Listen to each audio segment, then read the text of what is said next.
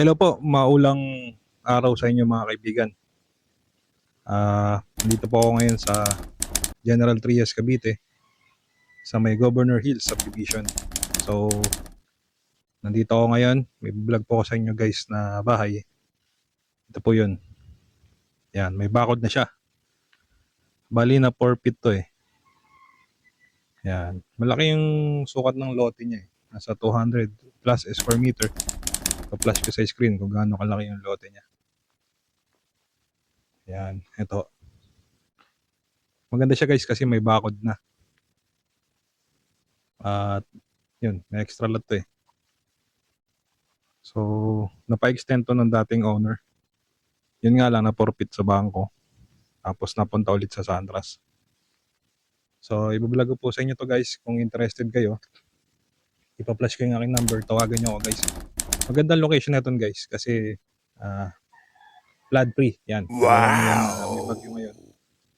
Ito, I assure you 100% na wala akong baha dito. Yan. Hindi kagaya sa ibang lugar na talagang halos ano na eh, hanggang bewang na yung baha. Pero dito, medyo mataas kasi ito, tsaka maganda yung drainage ng subdivision, kaya wala akong baha ho dito. Yan. So maganda po sa sa Governor Hills Subdivision kasi meron siyang science school sa loob. Yan.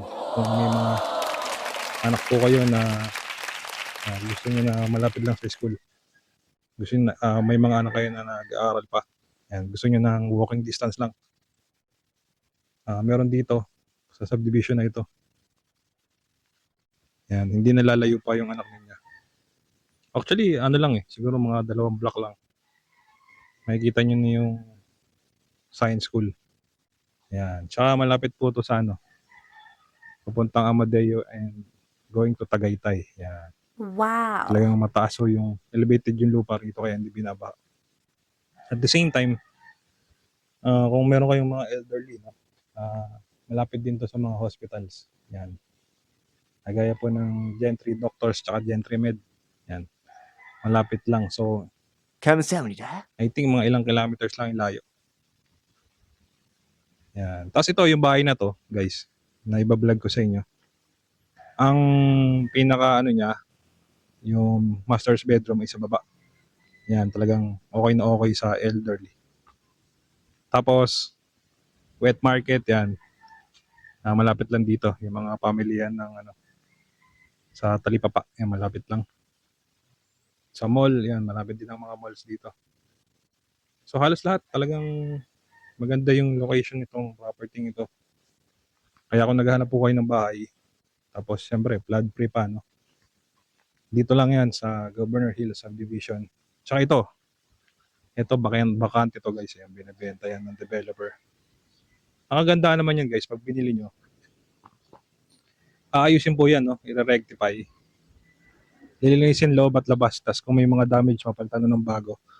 So pag turnover sa inyo, talagang good as new yung pagkakalog sa inyo ng Santas Properties. Yan. So, tara po, pasukin natin yung loob nitong Jasmine model na may bakod na. Actually, to eh, naipa-extend ng may-ari. Napalaki. So, dito sa labas, ito-tour ko lang po kayo para at least magka-idea kayo. Meron pang space dito, no, para sa gusto nyo lagyan ng mga garden.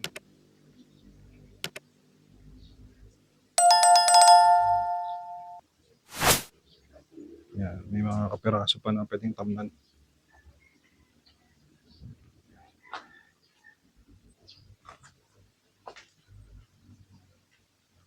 Tapos check natin doon sa kabilang side.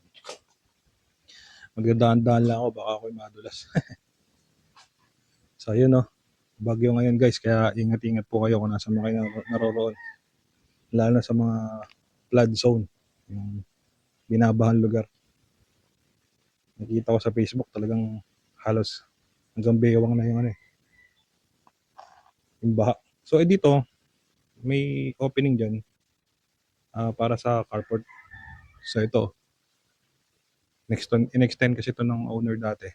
Kaya laki ng espasyo ng pinaka carport.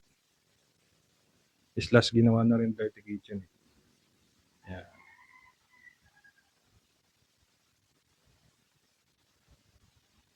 So check natin naman yung loob niyan.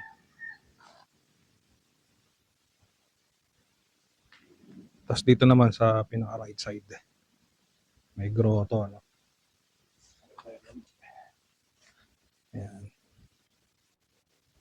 So may another space pa rin dito. No? Pwede din itong lagyan ng mini garden pa eh. Ayan. Ayan.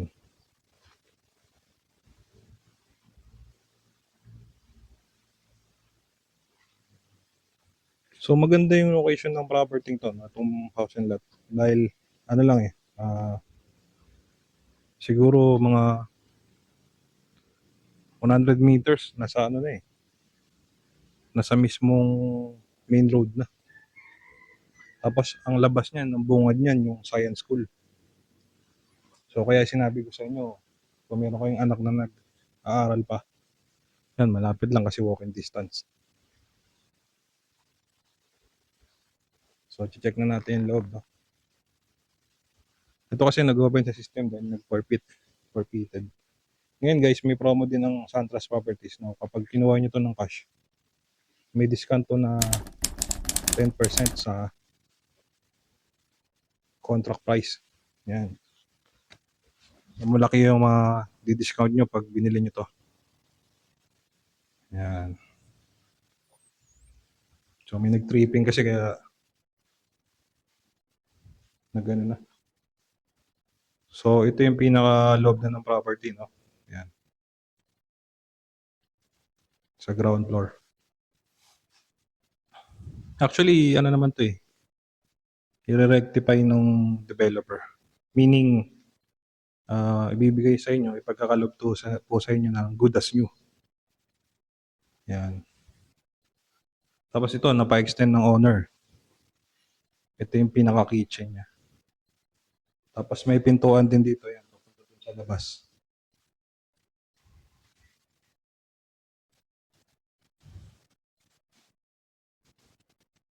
Daming built-in cabinet. Oh. Hanging built-in cabinet. Maganda to pag naayos na.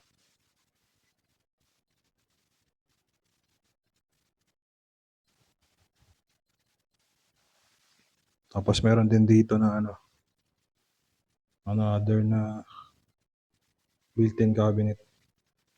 Malaking kitchen eh, no? Tapos dito merong dirty kitchen. Yan. Extended na to eh.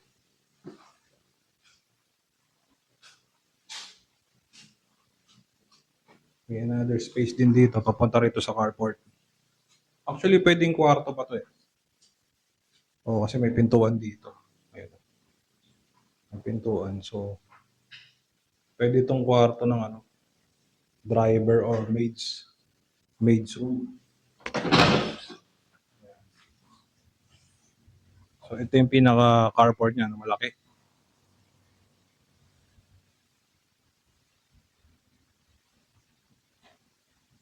Ayan.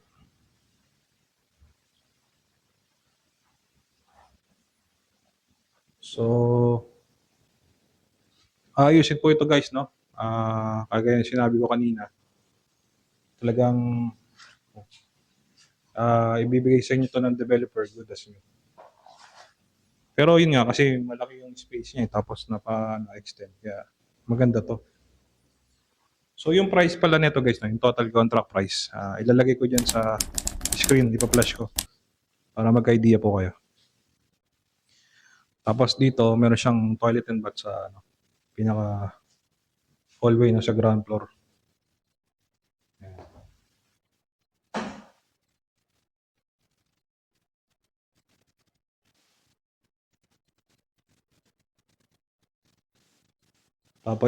Tapos ito yung pinaka master's bedroom. Ayan.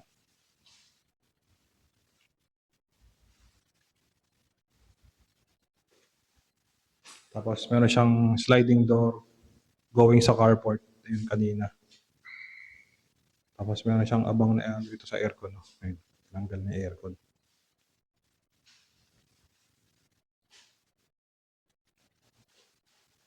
Tapos meron siyang sariling toilet and bath. Ayan. Dito sa master's bedroom sa ground floor.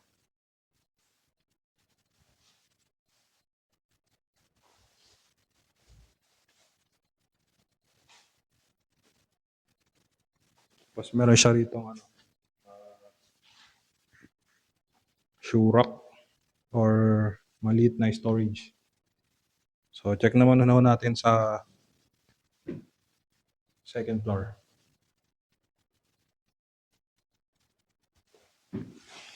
So yung flooring niya sa pinaka stairs niya is vinyl. So pati sa second floor vinyl din yung flooring. So bungad agad meron siyang toilet and bath sa pinaka hallway.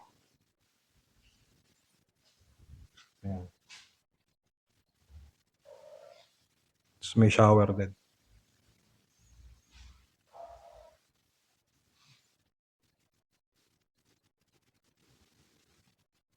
So yan yung pinaka family area.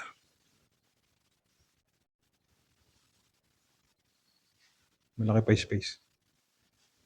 Tapos dito merong kwarto. Yan, unang kwarto sa second floor. Ayan.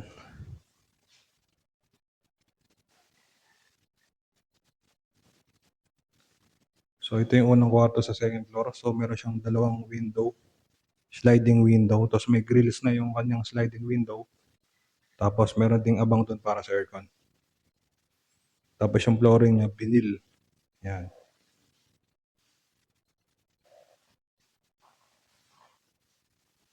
Check natin dito. Mukhang malak. Pero meron diyang balcony. Yan.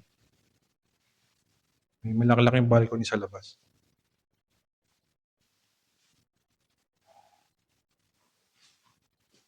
Tapos dito, meron siyang magkabilang kwarto din. No? So ito yung pangalawang kwarto sa second floor. May sliding window, may abang para sa aircon. Yan. Actually, malaki-laki espasyo nito eh.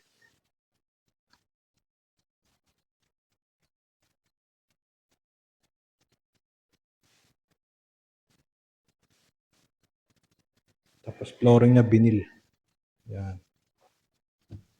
So ito yung last na kwarto. Parang sa anak niya yata ito dati. So dalawa yung sliding window. Hindi isa. Tapos may abang para sa aircon.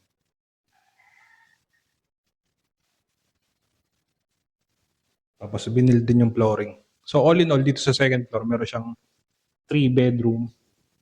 May family area. Tapos may toilet. Yan. Tapos merong balcony sa labas.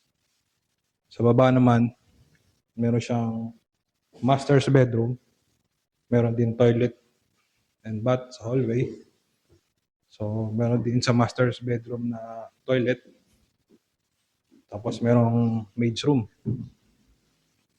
Yan. So, all in all, meron siyang 5 bedroom. Tapos, 1, 2, 3. 3 toilet. 5 bedroom and 3 toilet. Tapos, napaganda nila itong kusina. Yan. Tapos, yung carport is meron din ding sariling meron na rin siyang sariling parang nakabakuran na yung carport. Yan. So yun, muli, kung interested kayo rito sa property ito, ipa-flash ko yung aking number, tawagan nyo ako guys para sa tripping. Tripping and reservation. So ilagay ko sa screen kung magkano yung reservation fee nito. Tapos pag binili nyo naman to ng cash, may discount to na 10% sa contract price. Yun, maganda to kasi madaling matapos to kung naghahanap po kayo ng ready for occupancy. Tapos, syempre, hindi binabahang lugar. Maganda rito sa Governor Hills Subdivision. Muli, maraming salamat po sa mga tumatangkilik at sumusubaybay ng aking YouTube channel. Sa mga hindi pa po pilong, don't forget lang po to like and subscribe para ma-update po kayo sa mga upcoming ko pang videos. Ngayon, kung nasaan man kayo naroon, stay safe always. Lalo ngayon, may bagyo po ngayon. So, mag-ingat po. Lagi kayo, mga kaibigan. And I pray ang inyong safety and guidance ng ating Panginoong Diyos. So, yun lang po. Take care and God bless to everyone. So yan po guys, yan. Pag diniretso nyo po yan, papunta po yan ng SM Dasmariñas. SM Palapala. Yan. Robinson's Place, Dasmariñas. So ito, may bagong bukas po na SNR. Yan. Maganda po yung location ng property na binibenta ko sa inyo. Yan kasi po yung pinaka way papasok doon sa property sa Governor Hills. Tapos, yung building na yun, ito po, yan po yung Bailey Hotel, tapos ito po yung Lyceum University. Tapos, pag dinaretso nyo po yan, nandiyan po yung Gentry Doctors, Gentry Med, papunta po ng 13 Martires. So, napakaganda ng location na akin pong ino-offer sa inyo na yung pong forfeited na bahay. Pero, i-rectify naman yun once na bibili. So, yun lang po. Maraming salamat guys. So, ang total contract price niya is 11,977,000.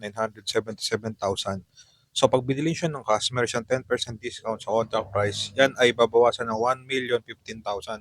So, ang net discounted total amount niya is 10,840,200. So, yan lang po yung babayaran nyo guys. Yan, discounted na yan ng 1 million. Kaya malaking tipid na yan guys, kaya kunin nyo na yung property. So kung meron po kayong mga katanungan, kasi pinag-click ko lang po yung computation, please call nyo lang po ako dito sa number na to, Globe number 0954-349-6161. So ibibigay ko po sa inyo yung full detail. Mas maganda mag-tripping po tayo. Makita nyo personal yung property. Tapos bigyan ko po kayo ng full detail, full computation para po maliwanagan po kayo. So yun po, maraming salamat sa inyo. God bless to everyone.